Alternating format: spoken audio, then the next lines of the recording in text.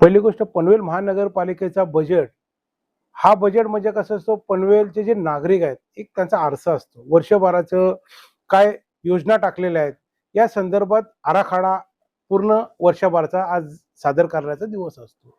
आणि हा बजेट सभापती साहेबांनी 5,042 कोटीचा हा बजेट मांडलेला आहे.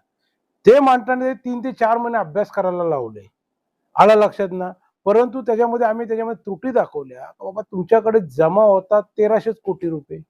त्याच्यामध्ये जीएसटी असू द्यात, शासनाच्या योजना असू द्यात, मालमत्ता कर असू द्यात, सीसीओसीचे पैसे असू द्यात, या सर्वाचा उलाढाल 1,300 कोटी रुपये तुमच्याकडे जमतात. मग तुम्ही 5,042 कोटीचं बजेट कसं मांडणार? या संदर्भात मी पहिले त्यांना छेडलं. दुसरी गोष्ट सांगताना लोकांना एक अपेक्षा आहे का टॅक्स कमी होईल, मालमत्ता कर कमी होईल, या उद्देशाने लोकांना 700 स्क्वेअर फुटाची घरं आहेत, 550 स्क्वेअर फुटाची घरं, यांना कुठं करामधून मुक्तता मिळेल, ते सुद्धा या बजेटमध्ये घेतलेले नाही. आणि नवीन योजना राबवण्यासाठी मी त्यांना सांगितलं, देशाच्या पंतप्रधानांनी सांगितलेलं आहे की इलेक्ट्रिक बस आपण सेवा लावा, सर्व्हिस चालू करूया. त्याच्यामध्ये सुद्धा 20% महानगरपालिकेचे पैसे भरायचे आहेत. आणि त्या प्रथम पातळीवर एक 10 ते 20 बस आपण घेऊया. एक आसुडगावला आपण 30-32 कोटी रुपये देऊन सिडकोकडनं प्लॉट घेतलेला आहे. त्या प्लॉटवर काहीतरी एक बस स्थानक बसून आपण एक सुरुवात करूया. तर तिथनं बस तळोजाला जाणार, तिथनं बस एअरपोर्टला जाणार, अशा पद्धतीने आपण मार्ग काढू. त्याच्याकडे सुद्धा त्यांच्या बजेटमध्ये काही दिसलं नाही. विशेष म्हणजे मी त्यांना तरतूद दाखवली का 2022 पासून 2023, 2024 खासदार बारणे साहेब हे एकही रुपया दिला नाही. 2024 ला नाही दिलं, 2025 ला नाही दिलं, नाही आता ते 2 कोटी रुपये देणार आहेत म्हणून ते बजेटमध्ये दिले. डीपीटीसी मध्ये फक्त तरतूद म्हणून 1 कोटी रुपये ठेवलेत. आता मला तुम्ही सांगा हो, इथे आमदार विधानसभेचे प्रशांतजी ठाकूर साहेब आहेत, इथे आमदार विधान परिषदेचे विक्रांतजी पाटील आहेत, खासदार बारणे साहेब आहेत, तुम्हाला पैसे देता येत नाही. अशा पद्धतीने मी त्यांना सांगितलं का बा तुम्हाला लोकप्रतिनिधीकडनं पैसे आणता येत नाहीत. डीपीटीसी सारख्या बजेट 4,000 ते 5,000 कोटीचा बजेट जिल्ह्याचा होतोय, त्याच्यामध्ये महानगरपालिकेला तुम्हाला शून्य किंमत. या पद्धतीने मी बजेटमध्ये माझं मत मांडलं. दुसरी गोष्ट, मत मांडत असताना एलबीटीचा विषय आला, तिथे मी स्वतःहून सांगितलं हा अरविंद म्हात्रे मुंबई हायकोर्टामध्ये जाणारा व्यक्ती आहे.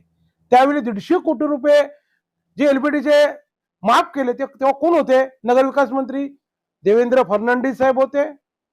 पुन्हा त्यांच्या राज पुरोहित जे आमदार होते, या आमदारांनी, मुंबईचा आमदार, या आमदारांनी पनवेलचे 150 कोटी रुपये त्यावेळी माफ केले. मालमत्ता करातले पैसे, लोकांचे पैसे आज माफ केले तुम्ही. या संदर्भात मी त्यांना माझं मत मांडलं. प्रत्येक वाईज, हेड वाईज कशा पद्धतीने त्यांचा खर्च तुम्ही फुगून दाखवलेला आहे. हा बजेट फक्त 2,000 ते 2,100 कोटीच्या वरती का बजेट होणार नाहीये. आणि या पद्धतीने लोकांची दिशाभूल करण्यासाठी याही ते मान्य केलेले आहे. त्याच्यासाठी मी त्यांना दाखवलं की बांधकामामध्ये खर्च किती झालेला आहे, 45%. ओव्हरऑल जर अख्खा महानगरपालिकेचा मागचा बजेटचा आपण केलं, फक्त 25% खर्च झालेला आहे. म्हणजे अधिकारी काय काम करतात? दिव्यांग सारख्या, अपंग सारख्या व्यक्ती असतील, महिला बालकल्याण सारख्या योजना असतील, यांना सुद्धा 20% 25% खर्च झाले. काय काय ठिकाण तर म्हणजे नॉमिनल 5% पेक्षा खाली खर्च झालेला आहे. मग अशा पद्धतीने या अधिकारी लोक काम करत असतील तर मग यांच्यावर का कारवाई करू नये? म्हणून या पद्धतीने बजेटमध्ये सांगितलं, एक टीमवर्क बनवा तुम्ही. जसं स्थायी समितीची मिटिंग होतो, तसं मिटिंग झाल्यानंतर 1 तास याच्यावरती काय काय 15 दिवसामध्ये कोणती कामं झाली, कोणत्या कामाचा आढावा बैठकमध्ये मिळाला पाहिजे, तरच या विकासाला वाटचाल मिळेल. अशा पद्धतीने विरोधी पक्ष नेता म्हणून मी माझे मत मांडले. आणि ते पूर्ण 5,042 कोटीचा बजेट केलं. त्याच्यामध्ये त्यांनी सांगितलं का नदी संवर्धनामध्ये आम्ही वाढ केलेली आहे.